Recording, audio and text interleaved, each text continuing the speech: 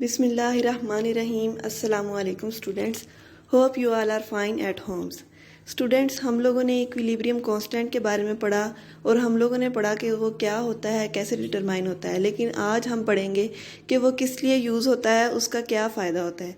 ठीक है, तो हम चैप्टर नंबर 9 पढ़ रहे हैं, केमिकल इक्विलिब्रियम, और उसका लास्ट टॉपिक आज हम पढ़ने जा रहे हैं जो कि क्या है, इंपॉर्टेंस ऑफ इक्विलिब्रियम कांस्टेंट। यानी कि इक्विलिब्रियम कांस्टेंट जो हमने निकालना सीखा उसकी क्या इंपॉर्टेंस है।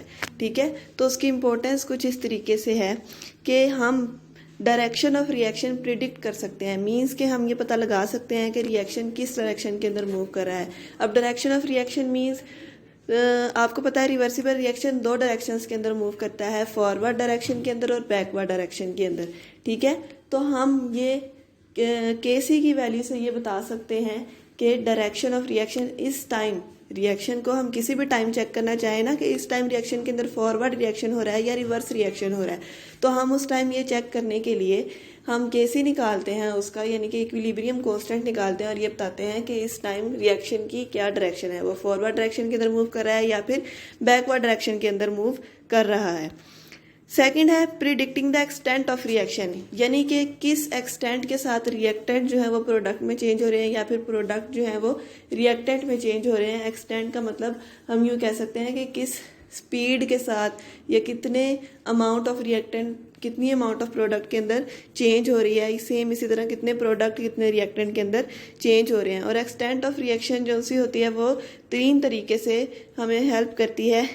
अगर लार्ज न्यूमेरिकल वैल्यू होगी केसी की और स्मॉल न्यूमेरिकल वैल्यू होगी केसी की, या फिर ना तो वो स्मॉल होगी ना फिर वो लार्ज होगी। ठीक है, तो इन 3 तरीकों से हम एक्सटेंट ऑफ रिएक्शन बता सकते हैं। तो अब अगर इनकी डिटेल को हम डिस्कस करें तो सबसे पहले है predicting the direction of reaction. हम डायरेक्शन ऑफ रिएक्शन कैसे फाइंड आउट कर सकते हैं। बेटा देखें, हम लोगों ने जब एक रिएक्शन को कंसीडर कर लिया, हम उसका केसी फाइंड आउट करते हैं मोस्टली एट इक्विलिब्रियम। अब तक हम लोगों ने जब भी केसी निकाला था हम इक्विलिब्रियम पर केसी निकाल रहे थे। ठीक है, और सारे के सारे रिएक्शंस का केसी फिक्स्ड होता है और ये कुछ जो केमिस्ट्री की बुक्स होती हैं उनके अंदर केसी लिखा हुआ भी होता है। फॉर एग्जांपल, अगर हम एक रिएक्शन को कंसीडर कर रहे हैं, H2 और I2 के दरमियान में एक रिएक्शन है, उसकी केसी की वैल्यू है 57 डिग्री सेंटीग्रेड, 700 केल्विन टेम्परेचर के ऊपर उसकी केसी की वैल्यू इतनी है। ठीक है, आपने ये एक रिएक्शन को कंसीडर किया और उसकी इतनी वैल्यू है। ठीक है, ये जो वैल्यू है ना 57 जो है केसी की वैल्यू, ये वैल्यू इक्विलिब्रियम पर है। लेकिन अगर हम लोग इक्विलिब्रियम अटेन होने से पहले या बाद में हम लोग हाइड्रोजन आयोडाइड की और आयोडीन की कंसंट्रेशन निकाल लें या सपोज कर लें, ठीक है ना, सपोज कंसंट्रेशन किसी भी टाइम के ऊपर आप निकाल लें, ये H2 की कंसंट्रेशन के साथ जो T लगा हुआ है वो यही शो कर रहा है कि किसी भी टाइम ये निकाल लिया गया है। हमें नहीं पता कि यहाँ पर इक्विलिब्रियम अटेन हो चुका है या नहीं हो चुका। ठीक है, किसी भी टाइम पर इन तीनों की कंसंट्रेशंस निकाल कर चेक की गई और ये निकली हमारे पास H2 की टाइम T पर कंसंट्रेशन 0.1 मोल पर डेसीमीटर क्यूब है, HI की 0.4 मोल पर डेसीमीटर क्यूब है, I2 की 0.2 मोल पर डेसीमीटर क्यूब है। ठीक है, फिर अगर हम इसका KC निकालें तो वो इस तरीके से निकलेगा कि HI की कंसंट्रेशन आनी थी ऊपर, सॉरी यहाँ पर H2 लिखा हुआ है, HI की कंसंट्रेशन का स्केयर टाइम T के ऊपर आना था और H2 और I2 की टाइम 2 पर कंसंट्रेशन जो आती थी उसको कंसीडर किया गया है। ठीक है, अब किसी भी टाइम के ऊपर हम जो KC की वैल्यू निकालते हैं उसको हम बोलते हैं QC बोलते हैं उसको। ठीक है, QC बोलते हैं न्यूमेरिकल वैल्यू ऑफ। अब हम लोगों ने जब इसकी QC फाइंड आउट की है तो वो हमारे पास 8 आ रही है, तो हम यूँ कह सकते हैं कि numerical value of QC is less than KC and the reaction is not at equilibrium, और रिएक्शन इस टाइम इक्विलिब्रियम पर नहीं था। It requires more concentration of product, therefore reaction will move in the forward direction. ठीक है, इसको equilibrium attain करने के लिए मोर अमाउंट ऑफ प्रोडक्ट चाहिए ताकि वो प्रोडक्ट वापस से रिएक्टेंट के अंदर चेंज हो सके। अच्छा बच्चों, इक्विलिब्रियम स्टेट के अंदर ये कब होगा, जब QC की वैल्यू KC के बराबर आ जाती। ठीक है ना, KC तो इक्विलिब्रियम पर वैल्यू थी ना, जब हमारा रिएक्शन इक्विलिब्रियम में आएगा तब QC की वैल्यू हमेशा KC के बराबर आएगी। ठीक है ना। तब QC की वैल्यू हमेशा KC के बराबर आएगी और तब हम कहेंगे कि reaction is in equilibrium, reaction जो है वो इक्विलिब्रियम स्टेट के अंदर है, ठीक है। और अगर वो उससे कम आ रहा है इसका मतलब अभी हमारे पास अमाउंट ऑफ प्रोडक्ट कम है, और अगर वो उससे ज़्यादा आ रहा है तो इसका मतलब अमाउंट ऑफ प्रोडक्ट ज़्यादा है और अमाउंट ऑफ रिएक्टेंट कम है, ठीक है। तो इस तरीके से हम डायरेक्शन ऑफ रिएक्शन बता सकते हैं। अब ये आपको बताया गया है कि इक्विलिब्रियम स्टेट जो है वो कब होगी, ये जो दरमियान में लाइन है। अब देखो जो फर्स्ट जो 2 लाइन शो की गई हैं उसमें ऊपर वाली लाइन Q को शो कर रही है और नीचे वाली लाइन K को शो कर रही है, और यहाँ पर क्या है, Q की वैल्यू K से स्मॉल है। जब Q की वैल्यू K से स्मॉल होगी, रिएक्शन क्या होता है, फॉरवर्ड डायरेक्शन के अंदर मूव करता है।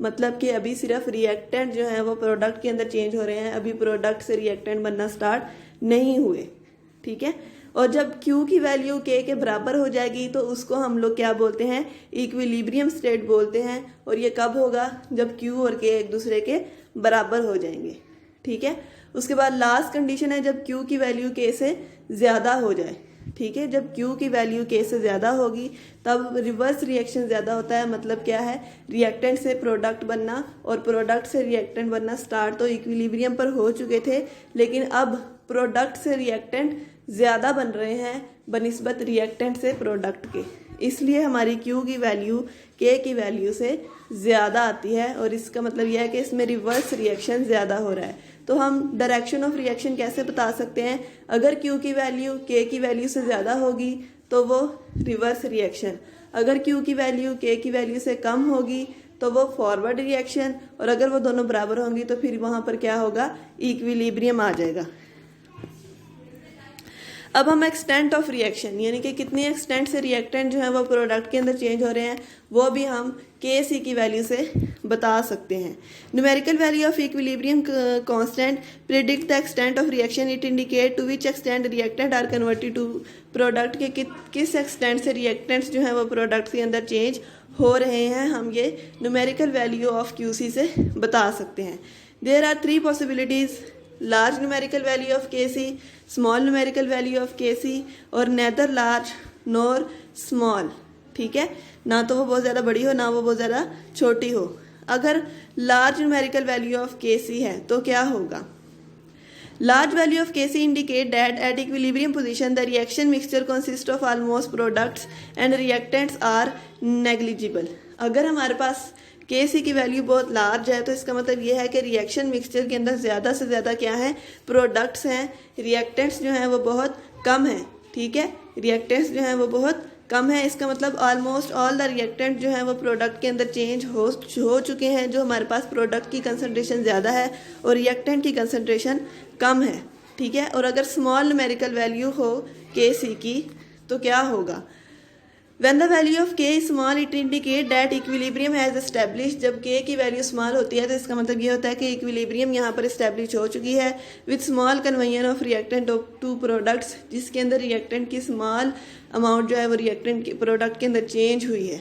मतलब कि हमारे पास रिएक्टेंट की कंसंट्रेशन भी आती है और प्रोडक्ट की कंसंट्रेशन भी आती है, क्योंकि इक्विलिब्रियम इस्टेब्लिश हो चुका है, प्रोडक्ट से वापस रिएक्टेंट बनना स्टार्ट हो चुके हैं। अब लार्ज न्यूमेरिकल वैल्यू के अंदर जो हमने एग्जांपल देखी थी उसमें आप देखें 2CO2 के साथ कंबाइन करके 2CO2 बना रहा है और इसकी KC की वैल्यू आती है 2.2 इंटू 10 की पावर 22 मल्टीप्लाई बाय 10 की पावर 22। अब देखें ये कितनी बड़ी वैल्यू आई है KC की, ठीक है। जब KC की बहुत बड़ी वैल्यू आएगी इसका मतलब ये होता है कि मोस्टली फॉरवर्ड रिएक्शन होकर हो रहा है, क्योंकि यहाँ पर हमारे पास प्रोडक्ट की कंसंट्रेशन ज़्यादा है और रिएक्टेंट की कंसंट्रेशन कम है। जबकि स्मॉल न्यूमेरिकल वैल्यू की जब हमने बात की तो 2NH3 से H2 और N2 बन रहे थे तो उसकी KC की वैल्यू थी 3 इंटू 10 की पावर -9। -9 का मतलब होता है 0.0008 टाइम्स 0 और आगे 3 है, मतलब कितनी स्मॉल वैल्यू है। जब ऐसा होगा तो इसका मतलब ये होता है कि यहाँ पर जो है इक्विलिब्रियम इस्टेब्लिश हो चुका है, ठीक है। 2 कंडीशंस हमने पढ़ी, लार्ज का मतलब यह है कि फॉरवर्ड रिएक्शन ज़्यादा है, स्मॉल का मतलब यह है कि इक्विलिब्रियम इस्टेब्लिश हो चुका है, ठीक है। थर्ड कंडीशन है जब न्यूमेरिकल वैल्यू ना तो ज़्यादा बड़ी होगी ना तो ज़्यादा छोटी होगी तो such reactions have comparable amount of reactant and product, ऐसे के अंदर हमारे पास रिएक्टेंट एंड प्रोडक्ट्स की कंपेरेबल अमाउंट मौजूद होती है और इक्विलिब्रियम पोजीशन के ऊपर कंपेरेबल अमाउंट ऑफ प्रोडक्ट मौजूद होती है। फॉर एग्जांपल N2O4 से 2NO2 बनता है और इसकी Kc की वैल्यू 0.211 है। ठीक है, हमने दो बातें पढ़ी, एक तो हम direction of reaction find out कर सकते हैं और एक हम extent of reaction find out कर सकते हैं। डायरेक्शन ऑफ रिएक्शन के अंदर 3 पॉसिबिलिटीज़ हैं। अगर Qc की वैल्यू Kc से कम है तो फॉरवर्ड रिएक्शन, ज़्यादा है तो रिवर्स रिएक्शन, और अगर ये बराबर है तो क्या होगा, इक्विलिब्रियम होगा। ठीक है, इसी तरह हमने लार्ज और स्मॉल न्यूमेरिकल वैल्यू के साथ एक्सटेंट ऑफ रिएक्शन देखा कि अगर लार्ज वैल्यू है फॉरवर्ड रिएक्शन, स्मॉल वैल्यू है तो मोस्टली रिएक्टेंट जो है वो प्रोडक्ट के अंदर चेंज हो चुके हैं। और अगर हमारे पास ना तो वो ज़्यादा स्मॉल है ना वो ज़्यादा लार्ज है तो यहाँ पर कंपेरेबल अमाउंट ऑफ रिएक्टेंट्स और प्रोडक्ट्स की होगी।